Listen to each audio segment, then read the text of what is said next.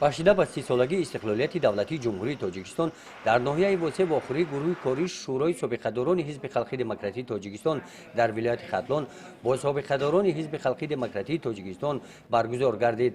ҳамоиши мазкур таҳти унвони даҳаи тантанаҳо дар толори маҷлисгоҳи бинои кумитаи иҷроияи ҳизб сурат гирифта, дар кори он намояндагони касбу кори гуногун иштирок карданд.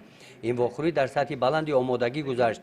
дар баромади аъзоёни гурӯҳи корӣ сардори раёсати кор бо занон ва оилаи мақомоти иҷроияи ҳокимияти давлатии вилояти хатлон узви шӯрои собиқадорони ҳизби халқии демократии тоҷикистон раъно раҳимзода ва дигар аъзоёни шӯро қайд карда шуд ки имрӯзҳо мардуми шарафманди тоҷикистони маҳбубамон таҳти сарварӣ ва раҳнамоии ҳизби халқии демократии тоҷикистон 30-солагии истиқлолияти давлатии ҷумҳурии тоҷикистонро бо дастовезҳои идона дар сатҳи баланд истиқбол мегиранд.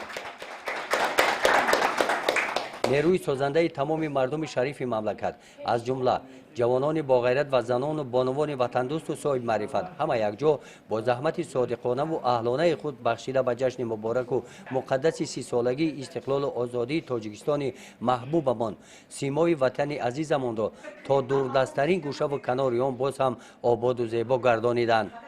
дар баромади дигар аъзоёни шӯро таъкид карда шуд ки хурду бузурги мардуми кишвар бояд ҳамеша дар ёд дошта бошанд ки ҳимояи неъмати барои ҳар як инсони баномус бузургтарину муқаддас истиқлолу озодӣ муҳим мебошад.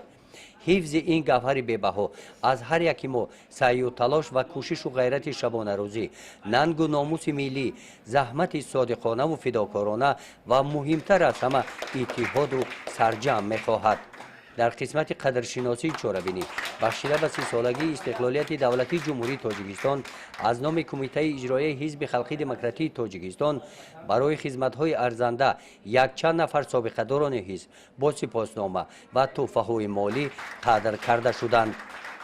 гузориши хоҷа назриев, худойназар зуҳуров аз ноҳияи восеъ барои барномаи иттилооти навид.